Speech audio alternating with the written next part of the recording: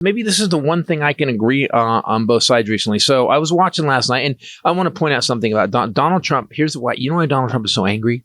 I watched people honor Joe Biden the last couple of days. Yeah. And I want to talk about the bullshit of that too. But I want to talk about Trump will never be loved that much.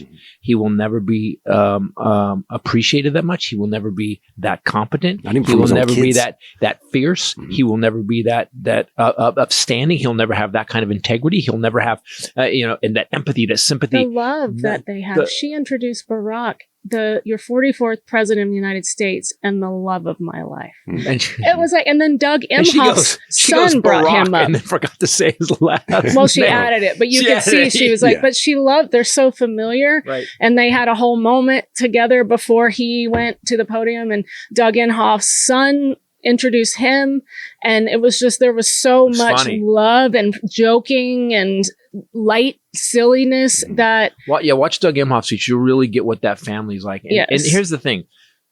When you see Trump's family doesn't show up, they're not there. His wife will not go where he is. Or she's smacking his hand away. She's smacking his hand away, won't look at him, tells him to get out. He goes to get in the car with her, say goodbye. She slams the door on him and pushes him away. So you've got these people who have loving families. And when I see that, and I see Walz and his wife, and I see Biden and his wife and Jill, I always go, those people give a shit about each other, which means they'll probably give a shit about us. Yes. And they're funny. It's indicative of who they are. They're funny. That's why they're humans. That's why. Yeah. Okay. You all right? Did you get it? You got a tiny bit. Hi. Hi. So I'm watching this with Biden, and they're going, he's the greatest president because he was willing to step aside and pass the torch. And I want to stop all of these people, from Katie Tur all the way down to Nancy Pelosi. You guys took a baseball bat to this man's legacy to get him to quit. Let's rewind the fucking tape. Yeah, exactly. Assholes. Including Rachel Maddow. Everybody went after this guy. There's 3 people that I noticed that didn't. Besides, also aside, but in media, Lawrence O'Donnell kept going, what are you guys doing? Joy Reid was like, this guy took over when we had a once in a 100-year pandemic and fixed it. Yeah. And then you got Katie Fang, who basically was like, I don't understand what you guys are doing. This guy's awesome. Now, the B side is he's 81. We saw him in the debate. We saw him coming apart, but I'll give the guy one debate because his speech the other night was amazing. What I don't like is the way the Democrats do it too. They fucking rewrite history. No one's come out and go, none of us wanted to get him out, but we had to. And Pelosi orchestrated it. Joy Reid called people out on that. Yeah, Pelosi orchestrated it. Pelosi's kind of scary. Pelosi in a different, with maybe 20% bad attitude, becomes a Sith Lord. She's pretty powerful. I didn't really get it. So that people are always mad about Pelosi, but Pelosi knows how to rich too. She's 150 million. She's really rich, and she knows how it works. She really knows. Rich. Yeah, she got rich. Yeah, because through her fucking insider trading. You know what I think? I think that all the assistants should be able to buy stock too. Trust me, go to some of the stock tracking places and find it, because they have to announce what they buy. Go find it. Go just follow Nancy Pelosi stock picks. You'll be fine.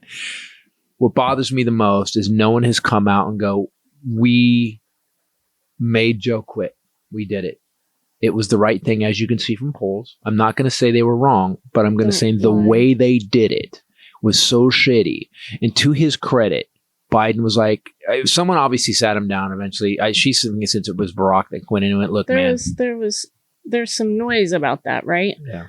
Like Judicial Watch is saying they're going to FOIA something to find out what Barack Obama said to Joe Biden about leaving the campaign. Like, there's noise. I don't know if any of it has any validity to it. But. Listen, I'm not dumb enough to go, Joe Biden's 81. He should continue to be president. He should, but I am having enough integrity to go, this man saved our ass. People don't his record speaks for itself. Yeah. January, he got inaugurated on the 20th. January 6th, they were breaking, there was still boards up at the Capitol when this guy got 78 at the time. Yeah, and he took over, and we were like 2 weeks later, we were in a garage getting vaccinated. We were like he fixed it. The supply chain got fixed. There was 150 ships off the coast of Long Beach, couldn't get their shit off. The people forget the stores were empty. There was 5,000 a day dying. We were stacking bodies in refrigerator trucks, and this man who had 50 years of experience stuck in it. Go, all right, here's what we're going to do. Someone said today that the reason she's going to be a great president because Biden has a portfolio that he carries of all the stuff that needs to get done. And he meets with the people. He figures out, okay, here's what we're doing here. Here's what we're doing here. He's really, really, really a really fucking good manager. Yeah. And he's managing the United States. Yeah. So when these guys went after him, and I get it now. Now they're saying, oh, he's great. His legacy is phenomenal. The man got his one term. He got 2 terms as VP, and people forget how much experience he has in government. He saw when it worked, and he saw when it didn't, and he made it work.